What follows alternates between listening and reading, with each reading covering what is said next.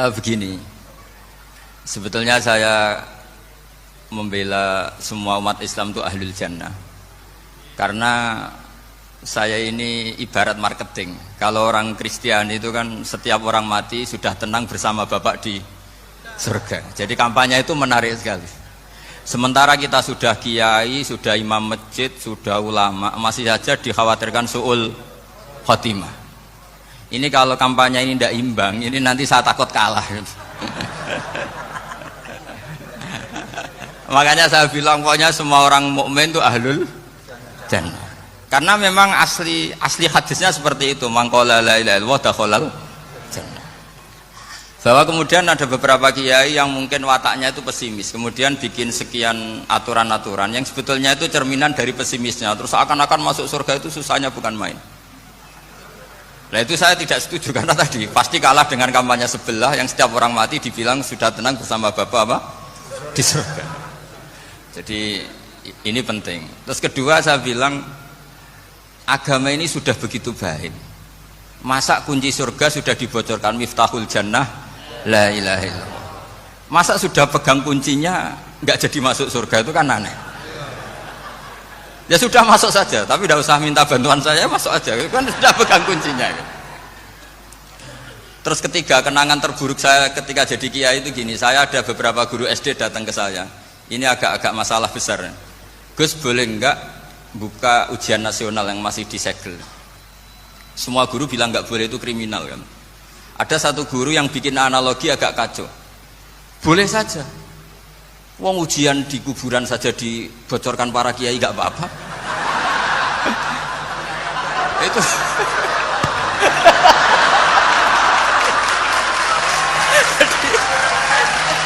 tapi ini kriminal ya.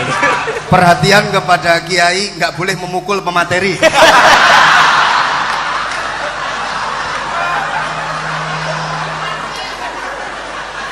Jadi tentu itu analogi yang salah kan.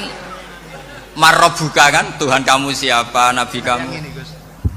Tuhan kamu siapa, Nabi kamu siapa, imam kamu siapa. Ini kan sudah dibocorkan oleh para kiai. Artinya apa? Nak raiso jawab kebablasan gitu. Terus guru ini berpikir kalau ujian akhirat sekrusial itu saja bisa dibocorkan, kenapa ujian nasional tidak boleh? Tentu ini kias yang salah, saya tidak ngajari seperti itu.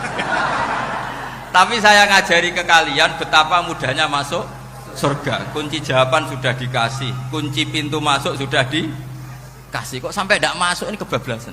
Paling salah gurunya. Jadi ini kenapa saya sering cerita orang mukmin semuanya itu min ahlil jannah, itu saya jamin.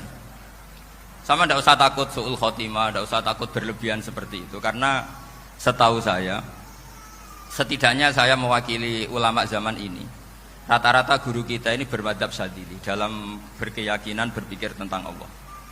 Di antara ini yang mulai saya ngomong serius, supaya tadi kan guyonannya sudah diambil Gus Reza sama Gus Kausar. Saya tahu kenapa mereka guyon, kalau ngomong serius takut kalah sama saya.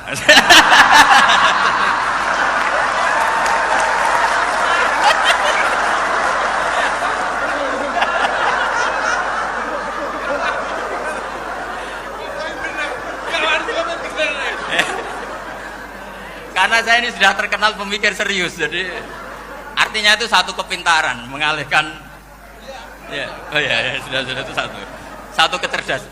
Tidak hanya ngalim tapi betul cerdas. Jadi itu bukti beliau ini cerdas itu. Saya berpikir begini, ini madzhab Syadzili. Kita semua tentu Syadzili karena kita semua ngaji kitab hikam. Kita tahu kitab hikam itu muridnya Abul Abbas Al-Mursi. Abul Abbas Al-Mursi muridnya Syekh Abil Hasan apa? Asy-Syadzili. Saya masih ingat betul makalah itu dan saya ulang-ulang. Setiap saya ngajar di sarang saya ajarkan itu. Kilali kata Abul Hasan Asy-Syadzili, saya pernah dapat hatif, dapat semacam ilham.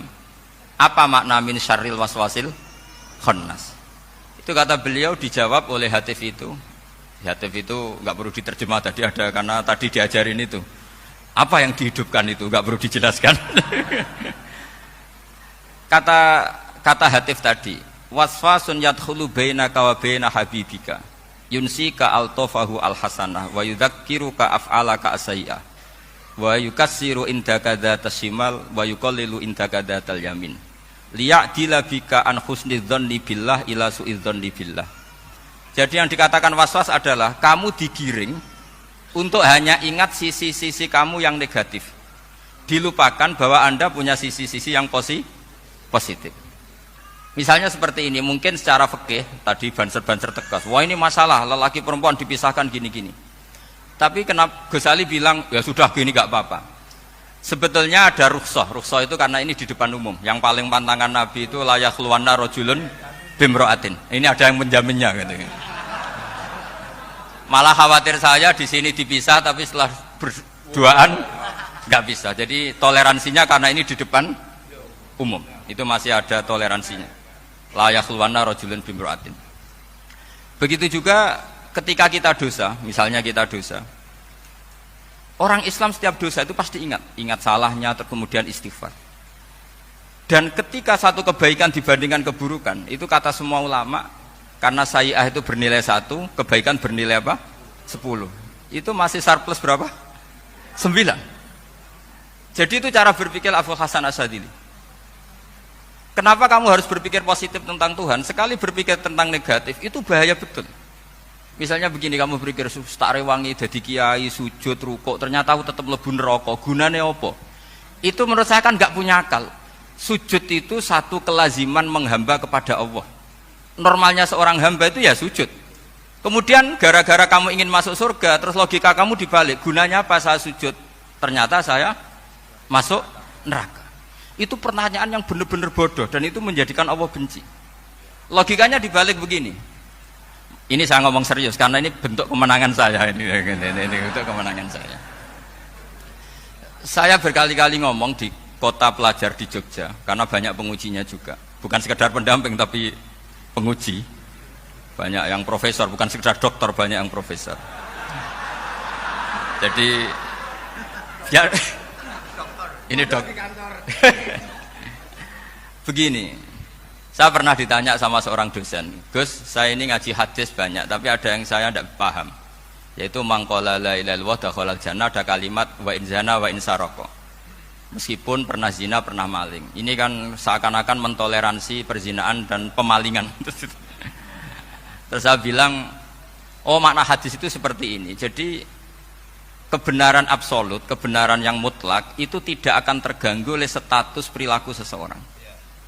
Saya berkali-kali memberi contoh. Orang yang ditangkap KPK akan bilang 1 tambah 1 2. KPK-nya juga bilang 2. Rivalitas dalam politik, Pak Prabowo ya bilang 2, Pak Jokowi juga bilang 2. Orang yang zaniyah, yang lonte pun akan bilang 2. Muftinya juga bilang 2. Ketua MUI-nya juga bilang 2. Artinya gini, kebenaran yang absolut adalah kebenaran yang siapapun akan meyakini seperti itu. Seperti 1 ditambah 1 2. Kamu punya musuh bilang 2. Kalau ibu-ibu ini punya maru ya marunya bilang 2 tadi tambah mama, nggak tahu saya terjemahnya apa tadi. Nah, kebenaran yang absolut itu kebenaran yang siapapun pasti mengakui. Dan uniknya begini, saya kalau saya pernah ngaji acara himmah, acara pondok sarang di Demak. Kalau kamu bilang 1 ditambah 1 menjadi 2, untuk mengatakan 2 itu kamu butuh hadiah enggak? Mereka semua jawab enggak. Kita semua enjoy saja mengatakan tembok itu putih. Kenapa? Karena memang putih. Kita mengatakan 1 tambah 1 2 karena memang kita tanpa presentasi dapat hadiah, dapat penghormatan. Kenapa untuk mengatakan Allah itu Tuhan kita butuh surga? Memangnya kalau tidak ada surga Allah tidak jadi Tuhan? Ini problem orang soleh-soleh yang terlalu pesimis. Makanya nanti orang-orang soleh itu masuk surganya berat. Tapi kalau orang alim lebih gampang kira-kira seperti itu. Iya, karena kan imannya lebih bagus. Dalam hadis qudsi Allah ini yang dibuli orang-orang soleh. Laulam akhluk jannatan wala naron alam akun ahlan an uto'ah. Dalam hadis qudsi itu, kalau saja saya tidak menciptakan surga dan neraka, apa saya tidak jadi Tuhan yang perlu ditaati? Apa kalau kamu tidak saya kasih uang 1 juta terus bilang 1 tambah 1 11? Enggak kan? Tetap bilang berapa? 2. Kalau kebenaran absolut yang 1 tambah 1 kamu bilang 2 meskipun tanpa mendapat hadiah. Kenapa untuk bilang Allah Tuhan kamu butuh hadiah surga? Itu kan serai ikhlas belas. Makanya saya terus mengajarkan ikhlas. Ikhlas itu bisa dilatih dengan akal, dengan pikiran, bil ilmi lah. Harus dilatih.